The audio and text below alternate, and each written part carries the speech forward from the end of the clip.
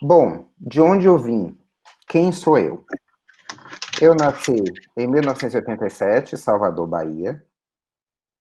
Morei em Salvador até os 18 anos de idade, quando me mudei para uma cidadezinha no interior da Bahia, chamada Cruz das Almas, para fazer o curso de Engenharia Agronômica, na então Universidade Federal da Bahia, e que depois virou Universidade Federal do Recôncavo da Bahia, UFRB, no período de 2006 a 2011. E nesse intermédio, por um ano, eu fiz um intercâmbio para o Instituto Politécnico de Bragança, em Portugal. Morei um ano em Portugal para fazer disciplinas da graduação, buscar estágios, me aperfeiçoar mais no curso de graduação. Nessa experiência foi o meu primeiro contato com a genética e genômica. Eu assisti algumas aulas de nutrição animal e foi quando eu pensei, é isso que eu quero fazer, é isso que eu gosto, é isso que me movimenta. Foi quando eu tive o meu primeiro contato, mas o meu treinamento na graduação foi bem pequeno. Daí eu apliquei, fiz a seleção, passei e fui fazer o mestrado em Piracicaba, na Exalc, na USP, trabalhando com genética e melhoramento animal. Terminei em 2014, defendi o mestrado em ciências, e nesse mesmo ano eu emendei para o doutorado. Comecei o doutorado no mesmo grupo, por 4 anos, de 2014 a 2018, também com ênfase em genética e melhoramento animal, na Universidade de São Paulo, e nesse período eu fiz o doutorado sanduíche, que é a experiência de morar um ano fora. Eu já tinha experimentado um pouco dessa experiência na graduação, decidi repetir no doutorado. E fui para Iowa State University, a cidade é Ames, que é o mesmo grupo que Bruna está fazendo o sanduíche dela no doutorado. Esse grupo trabalha principalmente com genética animal, ciência animal e bioinformática, que eu vou falar um pouco mais sobre isso durante a apresentação. E eu tive a experiência de ficar lá por um ano e aprender com eles, trabalhar com eles. Voltei para o Brasil, terminei o meu doutorado em 2018 e já emendei o primeiro pós-doutorado, que fiz também no mesmo grupo, com ênfase em genética e melhoramento, de 2018 a 2019. E quando finalizei este primeiro doutorado, eu decidi viver mais uma experiência internacional e apliquei para a vaga de pós-doutorado aqui na Bélgica. E hoje eu estou fazendo pós-doutorado aqui na Universidade de Liège, que é uma cidade próxima a Bruxelas, a 50 minutos. Mas por que Liège e por que Bélgica? Por que a escolha deste lugar? Hoje eu faço parte da unidade de genômica animal da Universidade de Liège. Essa foto que vocês estão vendo aqui é a foto do grupo ao qual eu faço parte. Ela foi tirada 2 meses antes de eu chegar aqui, por isso que eu não estou na foto. Mas é um grupo reconhecido internacionalmente pelos trabalhos e pelas descobertas que já fez. E vocês já devem ter reparado, na imagem que coloquei ao lado, que tem um boi com algumas características especiais. É um boi com... Para mim, ele é Exatamente. bombado. Ele tem o que a gente chama comumente de musculatura dupla, mas na verdade não é uma musculatura dupla, ele tem uma hipertrofia. É um boi com bastante músculo, é literalmente bombado. E a mutação que regula isso foi uma descoberta desse grupo. E é um dos motivos pelo qual ele é muito famoso no mundo. É o que a gente chama de boi de musculatura dupla, que foi uma publicação de 1997, quando esse grupo ganhou notoriedade internacional. E depois alguns outros trabalhos importantes na área da ciência animal e genética também foram publicados por esse grupo, em alguns fenótipos de muita massa muscular em ovinos, crescimento em bovinos, variações estruturais, dentre várias outras.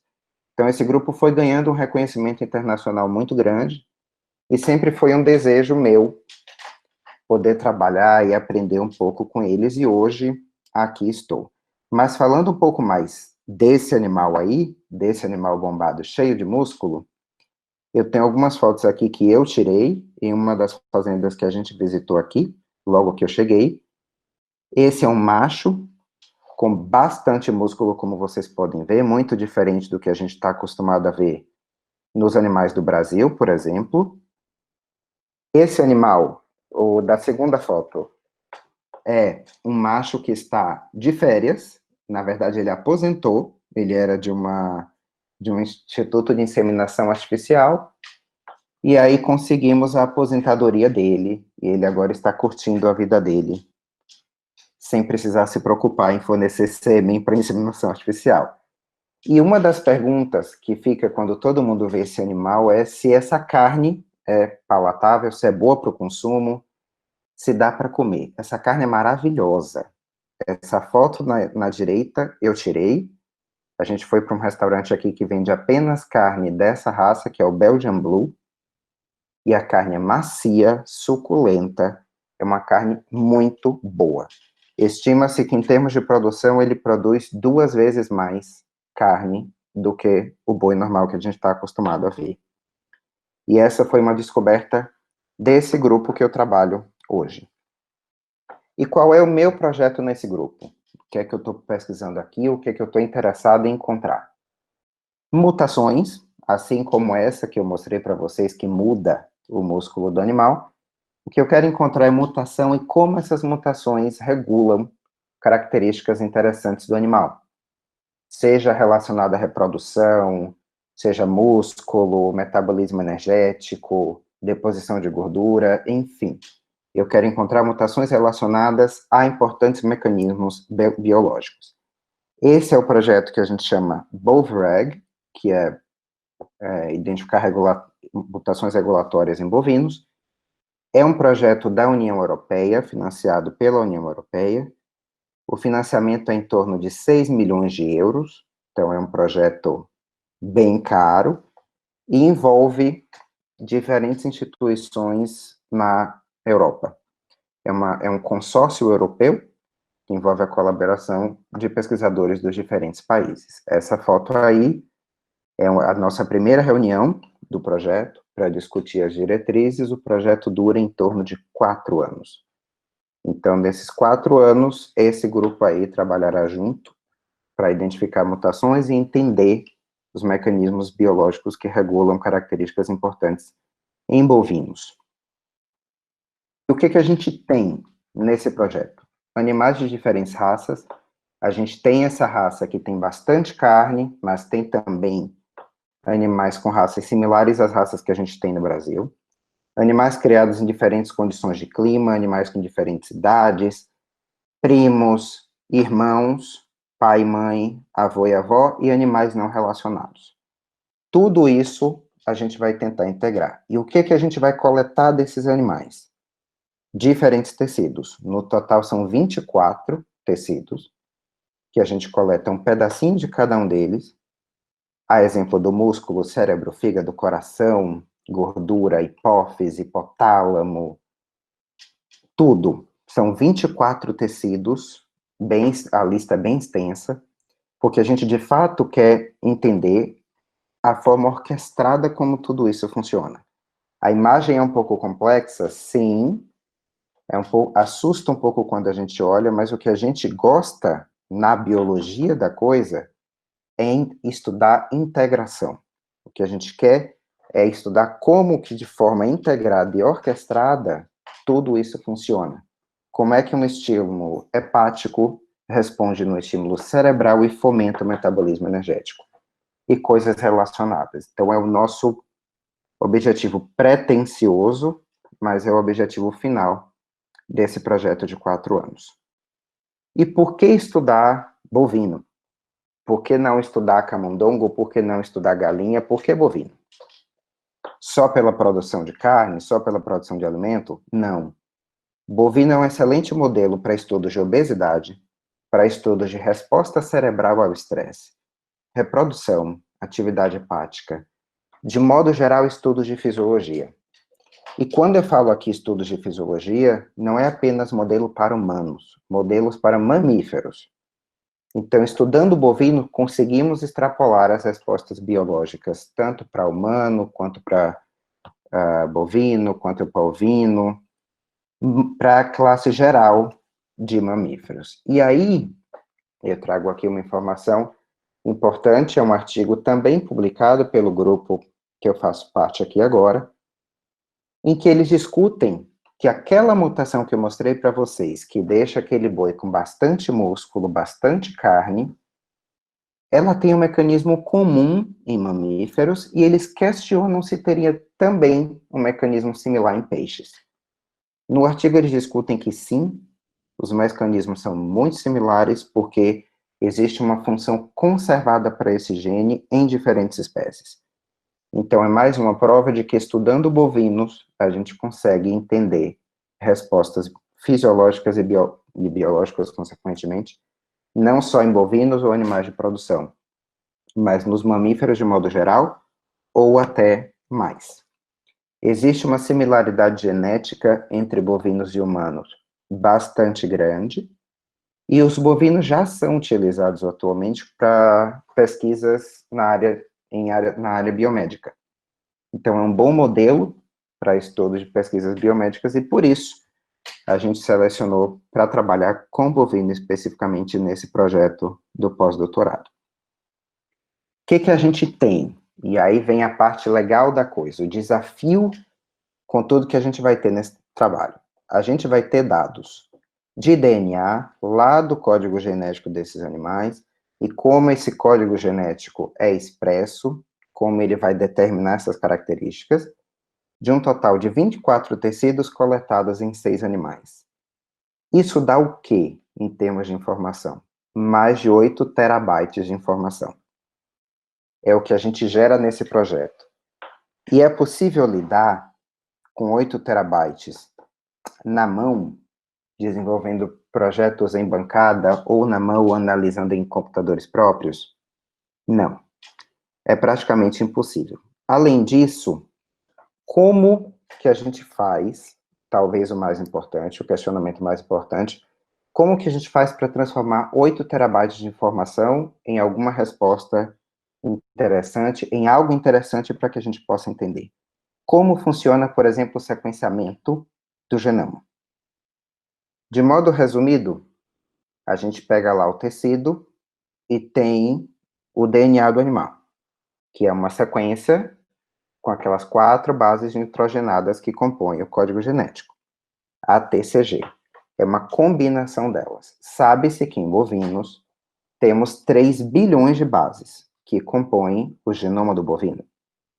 Como é que a gente chega nessa sequência? Primeiro a gente coleta lá o tecido, separa ele em pequenos pedacinhos, parte mesmo, e aí pode ser por diferentes métodos. Esses pequenos pedacinhos a gente sequencia para determinar a sequência de letrinha deles, e depois a gente literalmente brinca de quebra-cabeça. É montar um sobre o outro, ver similaridade, correspondência entre essas sequências, para que, combinando todas, a gente chegue em uma sequência comum, que é essa linha verde representada aqui. É assim que a gente determina hoje um genoma. É assim que a gente chega numa sequência. A gente parte, chega em cada pecinha, na sequência de cada pecinha, e combina elas. Muitas vezes, 20 milhões, 30 milhões, 40 milhões de pequenos fragmentos para combinar um a um e fazer probabilística. Como que foi feito o genoma humano? O genoma humano foi feito nessa ideia, mas de forma manual, digamos assim, pensando nos métodos da biologia molecular para chegar nesse ponto. Levou 15 anos e gastou 50 bilhões de dólares para sequenciar um genoma. O sequenciamento do genoma humano hoje pode ser feito em uma semana, com aproximadamente 17 mil reais. 17 mil reais continua caro para a gente? Sim. Enquanto indivíduos, sim. Pelo menos para mim. Mas, se pensarmos isso em termos de ciência, evoluímos de 50 bilhões de dólares para um genoma para 17 mil. Conseguimos reduzir muito o preço. E que ferramenta possibilitou reduzir esse preço para sequenciar um genoma? Ela. a bioinformática. Não tem como a gente falar de genética, e hoje extrapola um pouco mais. Talvez seja um pouco difícil de falar de biologia sem tocar no assunto da bioinformática. A bioinformática surgiu em meados de 2005, 2006, alguns trabalhos falam de 2010, mas as primeiras notícias de bioinformática surgiram nesse período, mas é importante aqui definir o que seria essa bioinformática. A bioinformática é, na verdade, o desenvolvimento de ferramenta prática para a gestão de dados. Então, eu tenho um problema e eu quero ferramentas práticas que me possibilitem chegar na sequência, que me possibilitem chegar no genoma humano. São ferramentas práticas. A bioinformática não é biologia computacional. A gente não desenvolve algoritmos, a gente não desenvolve linguagem de programação para resolver problemas específicos. Então, o bioinformata não é um cientista do Vale do Silício que vai sentar horas na frente do computador e desenvolver linguagem de programação. Essa não é a nossa competência, essa não é a nossa formação, e não é o objetivo do bioinformata. O bioinformata vai usar essas ferramentas já desenvolvidas para facilitar, agilizar e agregar nas respostas que a gente precisa da biologia. E aí eu pergunto, cientistas da computação são mais indicados para trabalhar com dados genéticos e genômicos? Não, não são. Por mais que a gente tenha cientistas da computação muito bem desenvolvidos, que entendam muito de linguagem de programação, eles não vão ter o que os biólogos têm. Uma visão holística e integrada de biologia, que aí vai envolver conceitos da genética, teoria da evolução, bioquímica, microbiologia, zoologia, conceitos que a gente precisa integrar. A gente sabe que a biologia não é uma resposta linear. Na biologia, a gente não espera uma resposta linear, a gente espera eventos integrados, que vão trazer respostas interessantes. E é essa integração que o bioinformata não pode perder. É esse entendimento da biologia que é fundamental para o bioinformata. E por isso, a melhor, digamos assim, o melhor curso, a melhor fonte de bioinformatas competentes e capazes para lidar com a nova geração de dados que o mundo vai gerar, com certeza vem da biologia. É a biologia. Biologia é um campo sensacional para investir nos estudos de bioinformática e nas tecnologias de bioinformática. A gente precisa disso. E aí eu trago aqui só um highlight, só jogar assim um pouco da ideia. Basicamente, no mundo da bioinformática, a gente tem 3 sistemas operacionais, que são sistemas que a gente usa para analisar esse mundo de dados que a gente recebe, está gerando e vai gerar cada vez mais. Que são eles o Linux, o Windows e o Mac OS. Qual dos 3 é o melhor? Qual dos 3 é o mais indicado? Com certeza, sem sombra de dúvidas, Mac OS. É o mais caro, mas é o que te possibilita maior agilidade no processamento. É o que te possibilita maior agilidade de leitura e armazenamento de informação, e maior competência para isso. E por que eu estou falando aqui de sistema operacional? Eu me lembro de uma história interessante, é que quando eu comecei o mestrado, eu não sabia absolutamente nada de bioinformática, não fazia ideia do que era, nunca tinha visto. E o meu orientador, no início do mestrado, me falou, o seu projeto vai ser sequenciar um genoma, chegar na sequência, e basicamente o que você vai fazer é trabalhar com programas no computador. Eu achei que era PowerPoint, Excel, Word, e programas assim. Para mim, foi a primeira visão. Demorei muito para aprender, e eu me lembro que o primeiro computador que eu comprei na minha vida veio com Linux, e eu mandei formatar e botar Windows. Porque para quê? Para que quem compra um computador com Linux? Para que vende um computador com Linux? Anos depois eu me arrependo amargamente de ter feito isso. Sem sombra de dúvida, se você precisa processar dados, Windows é o que você não vai conseguir. É um sistema operacional fechado, prático, amigável de uso, mas é um sistema que você não vai conseguir ter a mesma agilidade que o Linux vai ter e que o macOS vai ter. Mas é só essa discussão aqui das plataformas e de análise é só para lembrar que são diferentes escolhas e diferentes caminhos. E eu também comecei sem saber nada, absolutamente nada. E a gente vai aprendendo com o tempo. Bioinformática é exercício. Mas em que momento estamos? Em que momento de mundo estamos? Todo mundo bem sabe. Estamos nesse momento de pandemia. E como nos encaixamos nisso? Como o projeto se encaixa? Como eu me encaixo? Como a gente está nisso? Como a gente pode ajudar? Primeira fase do desespero, que é a foto da esquerda. Essa fase aconteceu e acontece constantemente. Não vou mentir. Mas essa foto aqui do meio, vocês podem ver uma das minhas chefas aqui no laboratório, o meu colega de laboratório e eu aqui no meio. Nós estamos processando amostras de pacientes potencialmente positivos para o COVID e processando os testes, fazendo os testes do COVID aqui no laboratório. Paramos tudo, todas as atividades do laboratório, foi lockdown obrigatório na Bélgica, mas conseguimos a autorização do governo para funcionar enquanto laboratório de diagnóstico, e hoje estamos fazendo cerca de 3.000 testes de COVID por dia, de toda a Bélgica. Recebemos amostras de todas as regiões da Bélgica. E como funciona esse teste? Eu não vou me aprofundar muito, é só para trazer algumas informações importantes. Aqui vocês podem ver na esquerda, eu coloquei a imagem, uma imagem representativa do vírus, do COVID.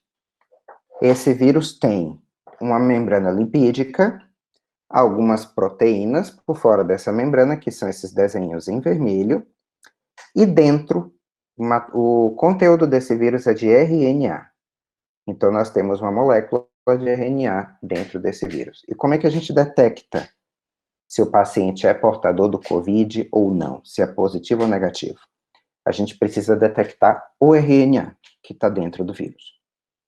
Para detectar esse RNA, a gente usa primeiro, depois que faz a coleta do swab na orofaringe ou nasofaringe, esse swab é processado e a gente usa uma enzima que chama transcriptase reversa, que vai fazer uma cópia desse RNA. E essa cópia já vai ser uma cópia no modelo de DNA para que a gente possa utilizar isso no laboratório. Feito essa cópia, a gente vai amplificar, ou fazer milhões de cópias dessa pequena molécula para que a gente consiga ter volume e intensidade. Cada vez que a gente duplica essa informação, é adicionado uma fluorescência, então vai emitir um sinal luminoso, e quanto mais cópias a gente fizer, mais forte é o sinal luminoso, e a gente consegue dizer se é positivo ou negativo. Se tiver um sinal alto, é positivo, sinal baixo ou próximo a zero é negativo. A grosso modo, é assim que funciona o teste do COVID, e ao contrário do que vem sendo dito por muitos meios de comunicação, é uma técnica muito antiga nos laboratórios de biologia celular e molecular. Ela é desenvolvida desde 1983.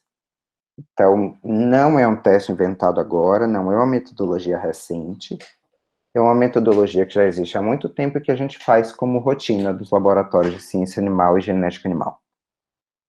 Então, por isso, nós podemos ajudar e nós podemos fazer os testes de COVID no laboratório hoje. E haverá genética animal e bioinformática no pós-COVID? Saindo desse lockdown, de um mundo onde perdemos muitas vidas, infelizmente, mas estamos num novo modelo de vida, distanciamento social, menos contato, haverá nisso tudo alguma resposta? Saiu um artigo recente na Nature, que é um dos maiores jornais na área das ciências, que diz que sem comida não existe saída da pandemia. E aí, comida engloba alimentos de diferentes origens. E algumas das colocações importantíssimas feitas por esse artigo foi que sem comida não haverá saúde. Na Índia, os agricultores estão alimentando os seus animais com morangos, porque eles não podem transportar a fruta para os mercados nas cidades. No Peru, os produtores estão despejando toneladas de cacau em aterro, jogando literalmente comida fora, porque eles não têm como escoar essa produção. Estados Unidos e Canadá, os agricultores tiveram que derramar leite, jogar leite fora pelo mesmo motivo. A pandemia é uma oportunidade de pressionar o botão do reset, com cientistas e cientistas sociais desempenhando um papel importante. E podemos ficar juntos, ou milhões morrerão de fome separadamente. É uma frase drástica, sim, mas é importantíssima para a gente entender que é fundamental pensar no pós-pandemia. Como é que a ciência, a genética animal e a bioinformática estão relacionadas com o pós-Covid? Se a gente voltar um pouquinho lá no passado, quando que a produção de proteína animal passou a ter cunho comercial, industrial? Quando começou a ter valor? No mundo pós-Segunda Guerra Mundial, século XX. Por quê? Porque as cidades foram arrasadas e tinha necessidade de fornecer proteína animal, a baixo custo, rápida, de fácil produção. E aí nós viemos para o modelo comercial industrial que precisou de tecnologia e conhecimento científico. Alguma semelhança com o momento atual que estamos vivendo, de pandemia? Como otimizar a produção de alimento? Produção científica, uso de tecnologia. E a bioinformática é uma das principais. A bioinformática é uma das que é uma das principais que tem a capacidade de lidar com esse mundo de dados que o globo gera constantemente. E a Super Interessante publicou um artigo em 2014, revisitou em 2019, chamando a atenção de como alimentar 10 bilhões de pessoas no mundo. E as soluções que eles deram, que eles chamaram de avanços no prato, foram nutrigenômica, alimentos que são bons para os genes e aumentam a produção, bem-estar animal, pesquisas para aumentar o bem-estar do animal, concentração de CO2, nanotecnologia e evitar o desperdício de alimento.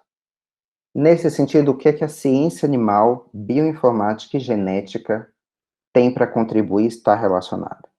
Nutrigenômica, hoje é aplicada em animais de produção.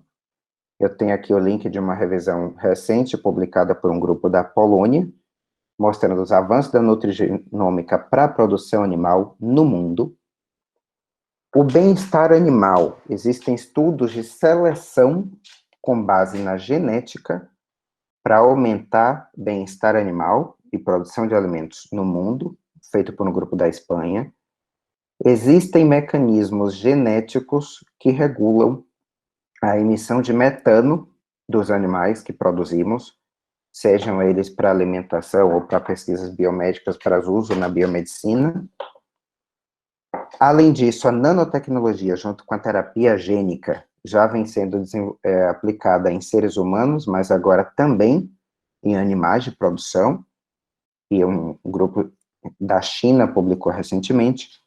E no quesito de evitar desperdícios, eu trago aqui um ponto um pouco polêmico, afinal não poderia encerrar essa prévia sem trazer um ponto um pouco polêmico, mas também importante de ser relatado, que são os organismos geneticamente modificados. Eles podem contribuir, sim, para reduzir impacto ambiental, para gerar alimento a curto tempo, a baixo custo e maior disponibilização para o mundo pós-pandemia.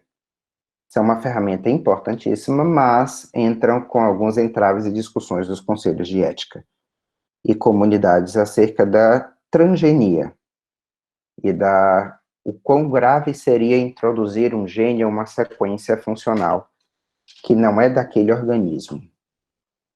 E para encerrar, eu trago a pergunta provocadora. Já que é tão polêmico, existem transgênicos naturais? Existe na natureza um mecanismo de inserção de um gene funcional que não é daquele organismo e que garante que aquele organismo que teve a sequência inserida não tenha grandes impactos na natureza, no ecossistema, de modo generalizado? Sim. Tem um artigo publicado em 2015 na PNAS, que diz que o genoma da batata doce contém uma sequência de agrobactéria, que expressa um gene e que está relacionado a uma atividade importante metabólica da batata doce. Seria um exemplo ou uma prova de um transgênico natural. É um assunto polêmico, mas como ciência eu não poderia deixar de levantar essa bola para que a gente pense um pouquinho mais em alguma das alternativas que a gente tem no mundo pós-pandemia e como uma contribuição também da genética e das ferramentas de bioinformática que a gente tem para lidar com isso. Muito obrigado pela atenção de vocês. Aqui eu tenho uma foto do Giga, que é um instituto que eu trabalho, e aqui a nossa foto de final de ano. Ao final do ano, todo o grupo vai junto para uma caminhada num bosque próximo à universidade. E aqui é todo o grupo da unidade de genômica funcional do instituto que eu trabalho, reunido na atividade final de ano.